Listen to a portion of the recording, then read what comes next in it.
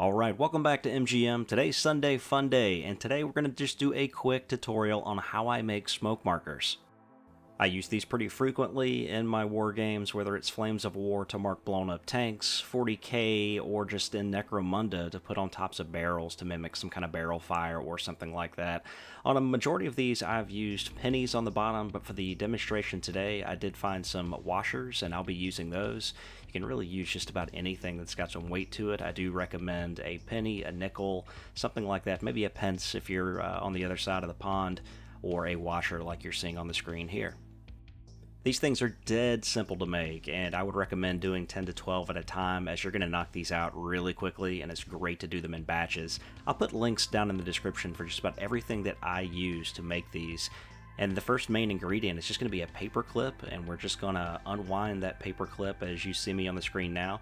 You do want to kind of press it down on the table. I didn't do that here, but it will give you a much better bend. This works out much better if the bend is flush. You can use a pair of pliers or your snipper tool as long as you don't clip down too hard, and you really want to bend that along the surface to where it fits, uniformly as you see on the screen here against your washer or penny or whatever you're using. Once you've got that down, and we're not going to glue anything yet, but you just unravel the other side of the paper clip, and then you can bend it into whatever shape that you want it to be and make it whatever length you want it to be.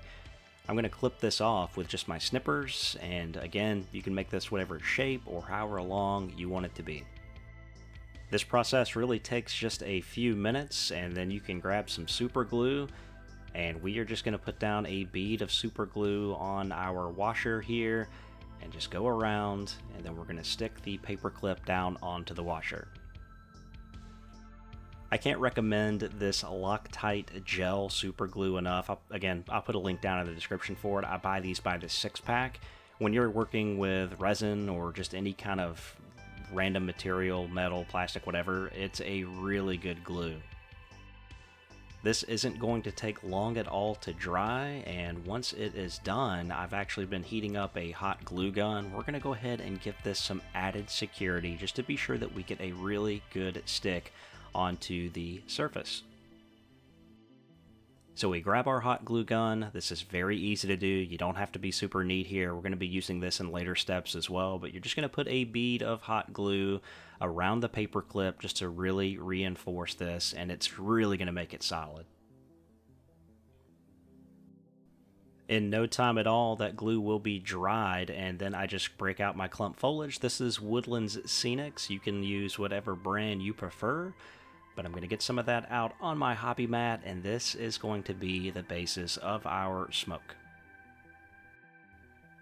The next step, again, really easy. We're just going to put some hot glue down, and then we're going to start sticking our clump foliage around the base. And, we can start there. If you're using a washer like I am, you can put some in the middle. Go ahead and run the glue in. It's fine. It's not going to stick down to the mat or anything like that.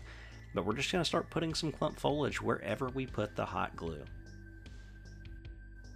Again, this is super easy, and if you're doing these in batches, I recommend doing a bunch of them. You'll knock them out in an hour, and you're going to be good to go. But all we're going to do is turn this thing around, put some hot glue down, put some clump foliage on it. This doesn't make a huge mess. I did make a few of these early on using PVA, and it just makes an absolute mess. So I went the hot glue route, and I actually preferred a lot more over PVA. So in order to build what our smoke is going to be, we're just going to continue applying hot glue up the paper clip and just putting on more clump foliage. And if you get bigger pieces, you can slide them down onto the paper clip. You'll see me do that right here. This is a really big piece. So I'm just going to slide it down the middle, set it on the hot glue, and you can put some hot glue on the clump foliage as well. You can make these as big or as small as you want. Since these were made on washers, these washers are about the size of a US nickel, so these are going to be a little bigger than my other ones, which are on pennies. But the hot glue is really fast setting, so you can do this really, really quickly, especially if you're working with a batch of them. By the time you get to the last one, the first one is going to be ready to go. And again, we're just going to cover this up, turning it around. If I see any paperclip anywhere, I'll quickly just drop some hot glue in there and continue to stick the clump foliage on. Now for the very bottom of the base, I tend to work my way up first, and then I come back and do the very bottom just because I've got something to actually hold on to. So I'll go back and kind of put a little bead around the very bottom where you're seeing some silver there, and I'll cover that up with clump foliage as well. Again, this isn't rocket science or anything, you're just kind of building up a smoke effect. If your paperclip's kind of winding, in which you'll see I've got a couple of examples of those as well, that's really simple to do. All you got to do is follow your paperclip, and again, make these as big or as small as you want.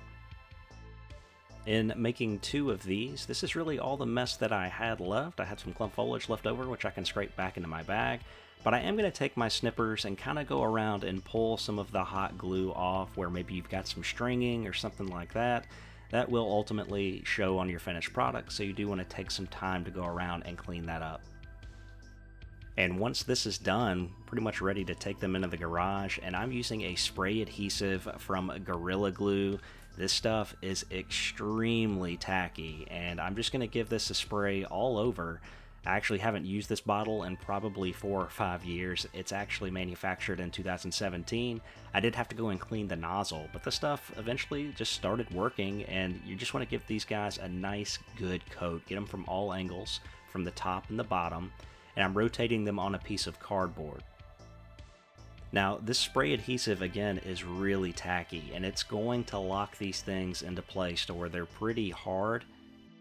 I would not recommend touching these things or trying to move them in any way, shape, or form. If you do, you're going to regret it. I actually touched one of these to try to move it, and that was a big mistake. I actually didn't think my fingers were going to go back to being normal because everything was sticking to it. I finally had to get some Goo Gone to actually take the tackiness off, and that even had a hard time. So you don't have to be shy with the spray here. The more of this you do, the harder these things are going to be. And then I'm going to let these things dry overnight. Now, depending on how many coats of this stuff you put on there, these things will be pretty hard by the time you get done. And it also causes a slight melting effect on the clump foliage. So the next morning I get up and I take these outside and I just give them a quick spray of a black primer. I'm just using my normal automotive primer. And once again, you want to be pretty generous here. You want to get it from all angles, from the top, from the bottom, side to side. You really don't want to see any of the green clump foliage when you're done. And, once again, you can't put too much of this stuff on. So this only takes a few minutes to do, and then I left these for just a few hours to kind of dry, and then we were ready to put some paint on them and look at the finished product. Now, when moving into painting, it's going to be pretty simple. I'm going to take a gray and just dry brush that on. Use whatever gray you want. I think for this one I used Army Painter's Uniform Gray or something like that, but just any old gray will do. Give that a good dry brush. And then you've got 3 basic colors that you're going to use. You're going to use some yellow, some red, and maybe some orange.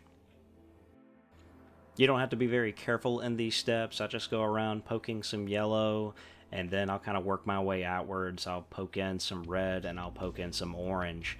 And these things are essentially going to be ready for the tabletop. Now you can kind of see that melted effect on the clump foliage there. That's how all of my smoke looks.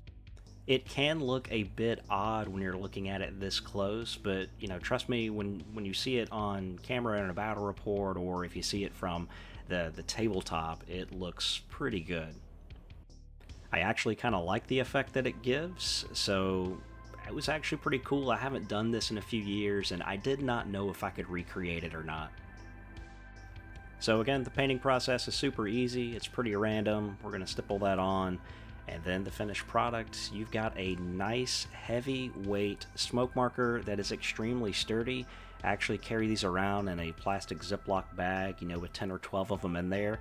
I've never really had any issues with them breaking or anything like that. You can use these smoke markers for your blown up vehicles, make them as big or small as you want, or just use them for barrel fires or very little things to help bring your games to life. But hey, I really appreciate you stopping by to watch this video. Be sure to leave a thumbs up if you found it useful. If you have any questions, just let me know down in the comments below. Thanks so much. We'll see you in the next one. Take care.